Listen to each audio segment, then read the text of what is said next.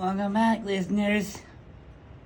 This is Zooming, and we're back at Mixing It Up with Mixer and Autism Podcast. Today we have Andrew from the Lincoln Park School Library. Hi, Andrew. How are you? I'm very good. Thank you for joining us from the Lincoln Park Library. How about we start with you telling us a little about yourself? Okay, my name is Andrew Drummer, and I am the children's librarian at the Lincoln Park Public Library. So I run pretty much everything involved with kids and teen programming and getting books and everything. And first question is, what do you do at work? Well, as I said, I kind of run everything with the kids and teen departments. So I'm the one who decides what books we're going to buy and helps order them, and I decide what books to replace or what books to get rid of because they're so old or if they've been damaged. I also run all the programs that we do. So we do movie nights, and we're going to be starting a Lego club starting in May once a week, where you can come and play with our Legos and Duplos for free. And then this summer we're going to be having our summer reading program where you get prizes for reading books. And we're going to have a whole bunch of activities and things for that too in June and July. Where can people find out about those? It's going to be on our website,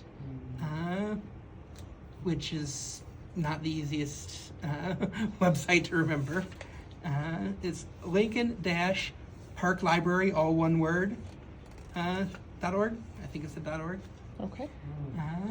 But we're also going to have flyers and things in our library newsletter. I think it's going to be in the happenings as well once we get to that point.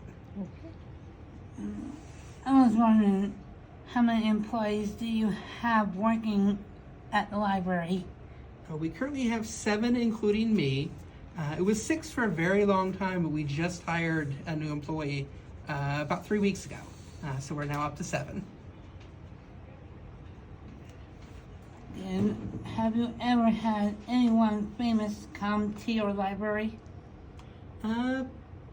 Depends on your definition of famous. We've had like state congressmen come and do events at the library. Occasionally authors come in, but nothing like no movie stars or anything like that at this library at least. And what is your favorite quote? Favorite quote? This computer's not working. That's actually one I'm going to have to think about. Give me a second here. Take a look. Do you have a favorite quote, Hunter, or no? Type in PBS Kids. No. Take a look. YouTube does not We work. can circle back to it. What? How do you help people who struggle with reading? We have a section Wi-Fi for issue? people who are just beginning to read. So those are books specifically designed to help people who are just learning to read or are having difficulty with it. And they're all separated by reading level, how good you are at reading. And so that's where I would turn if I needed to help someone with reading difficulties. And I've been thinking, what kind of classes are available at your library? Unfortunately, right now we don't have any classes. In the past, we've done like basic computer classes and things, but since the pandemic, we've kind of had our computer lab shut down more, and we don't have the computer space or really the staffing that can be there before and after we open and close to really run classes.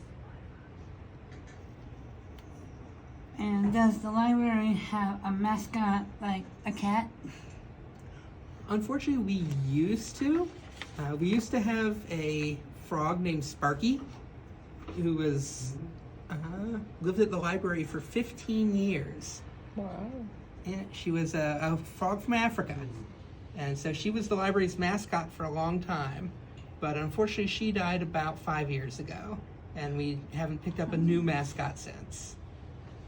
Oh, that's sad. What's that? What is the difference between a children's librarian and a regular librarian? Well, basically, what sort of books we focus on, and what sort of programs we focus on.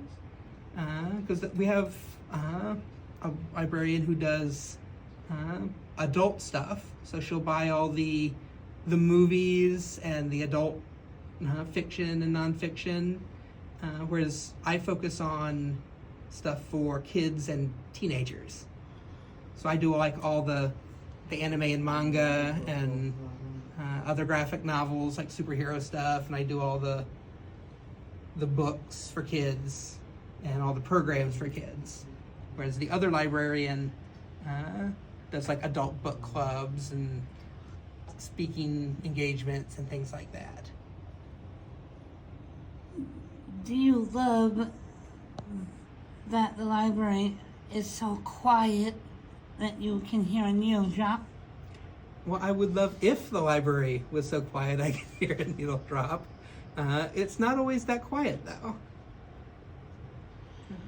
And last question is, people who come to the library try to read, do the librarians also try to read while they are at work?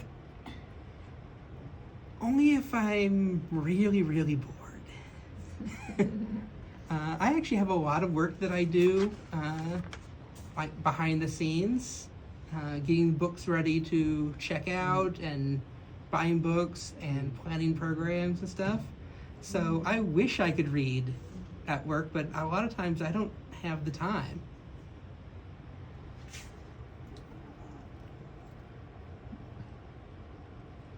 Thanks for answering some interesting questions.